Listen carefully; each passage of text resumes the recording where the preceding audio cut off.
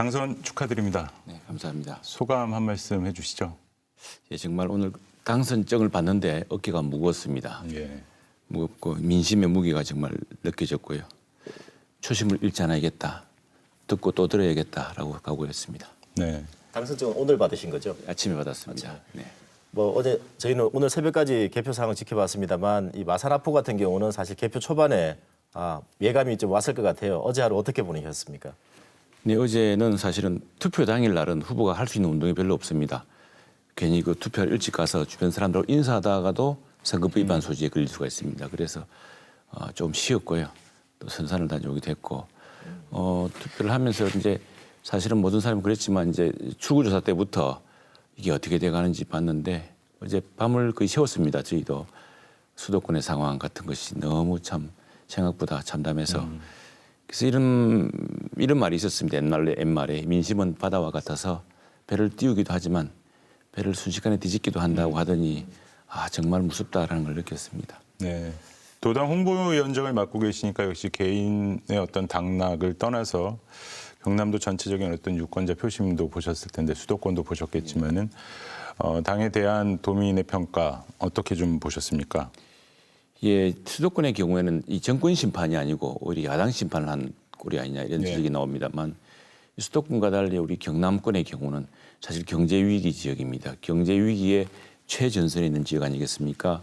산업 위기 지역이기도 했고 또 수도권과 달리 여러 가지 돈이라든가 여러 문제에서 많이 쪼들리고 있는 곳이고 그러다 보니까 역시 경제 위기라는 것들이 우리 유권자 경남도민의 마음에 정확히 와닿은 것 같습니다. 그런 측면 때문에 바로 이 정권이 지난 3년 동안 했던 여러 가지 경제정책의 실패들이라는 분노 이런 것들이 표심으로 드러났고 미래통합당이 조금 모자라지만 그러나 이 정권으로서는 안 되겠다라는 것이 강한 표심으로 경남에서는 골고루 나타난 것 같습니다. 이번 선거에서는 경남 13석이잖아요. 그 20대 총선과 같은 상황입니다. 이렇게 드러난 경남의 표심 어떻게 보십니까? 이 경남 표심에서 그래서 역시 미래통합당이 조금 부족하다는 것을 아직도 지금 지적하고 계신 것 같고 아까 말씀드렸다시피 이 정권 심판의 측면 이 정권이 펼쳤던 탈원전 정책이라든가 또 소상공인을 어렵게 했던 여러 정책, 갑작스러운 정책의 변화 그런 것들이 실제로 경제 성장률의 하락과 이 서민계층의 그 어려운 상황을 어렵게 하고 실업률의 최고 실업률 기록이라든가 이런 것들이 드러났듯이 그런 것들이 수도권과 달리 수도권은 그나마 집값이 올랐습니다. 그러니까 지금 지방 특히 경남의 경우는 집값도 폭락했죠. 자산 가치의 폭락, 경제 위기 때문에 사람들의 분노, 유권자의 분노가 그대로 드러난 것 같습니다. 그래서 그런 것들인데 다만 그 사실은 우리 땅으로서는 전성을 목표로 했었는데 그렇게 하지 못한 것은 우리의 부족한 부분, 그 성찰해야 될 것 같습니다. 네. 그리고 전국 부분을 말씀드리자면 전국에서는 역시 우리 당이 성찰해야 될 게 참 많다. 왜 이런 분노가 우리 당으로도 지지로 이어지지 않았을까도 있고 또 다르게는 사실은 지금 굉장히 큰 위기가 몰려오고 있습니다. 지난 3년간 세계 경제가 좋을 때도 우리 경제는 지금 정권의 경제적 정책의 오류 실패 때문에 세계 경제와 달리 굉장히 어려웠거든요. 그런데 코로나 위기가 끝나면은 이 코로나 위기 사태는 사실 세계 대공황을 방불할 만큼 세계적인 경제 위기를 가져온다고 합니다. 그럴 경우에 지난 3년간 했던 경제 정책의 능력이라든가 실패 상황을 보면은 과연 이걸 극복해낼 수 있을까? 지금 온 국민이 힘을 합쳐도 어려운 판국에 자칫 이 여당이 이 승리에 도취해서 지금까지 오만과 독선 그리고 그 밀어붙이는 것들 경제정책의 실패를 한 번도 시인하지도 않고 바꾸지도 않고 했는 그런 것들을 그대로 밀어붙일 경우에는 더 큰 위기에 그 큰 위기에 우리가 어떻게 대응할까 그런 걱정이 크게 앞서게 됐습니다. 네. 공약 얘기 좀 해보죠. MBC 경남이랑 경남도민일보가 이제 공개지를 보냈고 그에 대한 답변을 주셨는데 이제 꼽은 지역구 공약이 마산 네버랜드 이 게임 산업 관련인 거죠? 네, 그렇습니다. 정확히 말씀드리면은 리니지라든가 서든택이라든가 배틀그라운드라는 게임이 있습니다. 우리 젊은 사람들이 열광합니다. 전 세계 젊은 사람들이. 그런 게임들 온라인 게임을 실제로 현장에서 체험해 볼 수 있는 공간을 지금 인공섬 해양 신도시에 만들면 어떨까라는 것이고요. 바로 지금 마산 앞은 인구가 감소하고 있는 지역입니다. 창원 5개 구 중에서도 인구가 적은 지역이고요. 유동 인구를 확 늘리는 것이 이 지역의 경기 활성화에서 굉장히 중요합니다. 무엇인가 사람을 강력하게 유인하고 있어야 되는데 그런 것은 바로 젊은 사람들이 열광하고 있는 그런 주제, 게임 테마파크입니다. 정확히 말하면 게임 산업이 아니고요. 게임 테마파크인데 이 이름도 네버랜드라고 일부러 지어봤습니다. 네버랜드 뭔가 굉장히 호기심이 많이 드는 이 피터팬에 나오는 꿈과 모험이 가득한 곳입니다. 네. 예, 그런 곳을 해서 이저 마산 경제 위기, 이 지금 정체되고 있는 산업 또 줄어들고 있는 인구 문제를 극복할 수 있는 유동 인구의 급증, 외부 인구가 많이 올 수 있도록 하는 그런 어떤 산업으로 네. 마산 해양 신도시 같은 경우에는 이제 공공성 확보가 늘 이제 화두가 되기도 했었는데 네. 그런 부분 염두에 두고 계신 공약인 건가요? 그렇습니다. 이 19만 평이기 때문에 세 부분으로 나누어서 일정 부분은 이 기업과 함께 개발하고 일정 부분은 싱가포르의 가든 바이 더 베이처럼 굉장히 그 랜드마크 공원을 만들고 또 한 부분은 이제 시민공원 3등분해서 아마 창원시도 그렇게 개발하고 있을 거로 생각합니다. 지금 재난지원금, 긴급 재난지원금에서 정부가 이제 지급 추진하고 있는 상황이고요. 그 지금 이 미래통합당 그리고 더불어민주당 선거 국면에서는 다 이제 모든 국민에게 지급하자라고 하고 있는데 이 부분에 대한 의견은 어떠신지 네. 그리고 지역 경제 회생 방안 뭐 이제 구상하고 계신 게 있는 건지 예.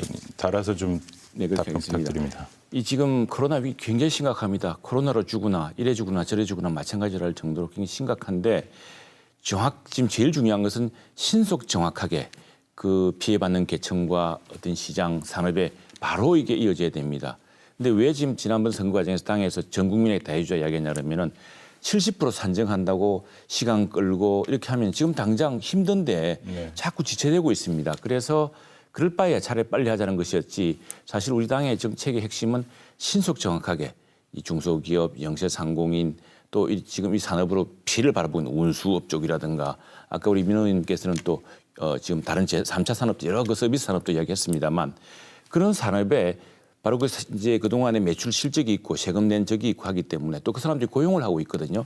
그런 것들을 대출을 빨리 연장해 준다거나 추가 대출을 이렇게 준다거나 해서 신속하게 지원하는 것이 가장 정확하고 당장 해결해야 될 것은 지금 대출해 준다고 해서 은행에 가봤더니 줄이 길어서 대출을 받을 수 없다고 합니다. 네. 그런 문제를 빨리 해결해 주는 것이 더 정확한 것이다. 이 소비를 전반적으로 돈을 다 나눠줘서 그 돈이 다 시장을 돌고 돌아서 가정에서 써서 소비를 진작하는 것은요 굉장히 시간이 많이 걸립니다. 굉장히 간접적인 것이고 실제로 어려운 사람들이 돈을 가지면 돈을 안 씁니다. 오히려 돈을 두고 묶어두고 있기 때문에 소비로 연결되지도 않거든요. 소비를 진작시켜서 시장을 돌리겠다는 게 당초의 구상인데 그 구상과도 많이 배치가 되죠. 지역 산업을 살리는 것은 딱 하나밖에 딱 지금 예를 들어서 신한울 3, 4, 5기 우리 창원시장도 지금 신한울 3, 4, 5기를 재개해달라고 건의했습니다. 그렇게 되면은 두산중공업과 500개 협력기업 창원의 많은 기계 산업들이 다시 활기를 띠게 될 것입니다. 국회 얘기로 좀 다시 돌아가 보죠.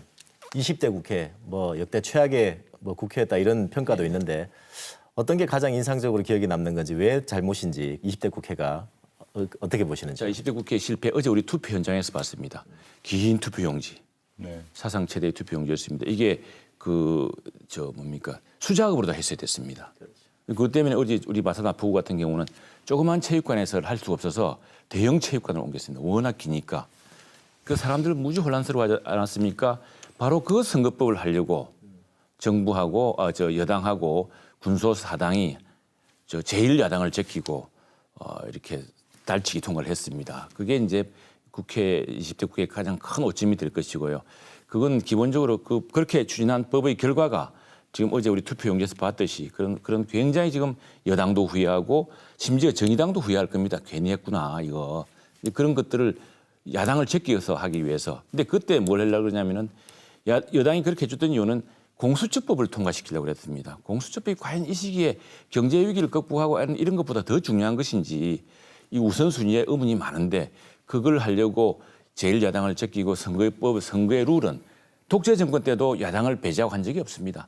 그렇게 추진한 것이 아마 이 여당의 가장 큰 오점이 될 것이고 20대 국회의 가장 큰 오점이라고 저는 생각합니다. 여당의 문제였다. 그 21대 때는 이제 싸우지 않는 국회, 일하는 국회를 바란다. 뭐 당연하겠죠 국민들은. 네. 그런 데 대한 어떤 약속을 좀 받고자 한 건데 그런 약속은 네. 좀 해줄 수 있나요? 그렇습니다. 이 국회의원을 선량이라고 합니다. 선량.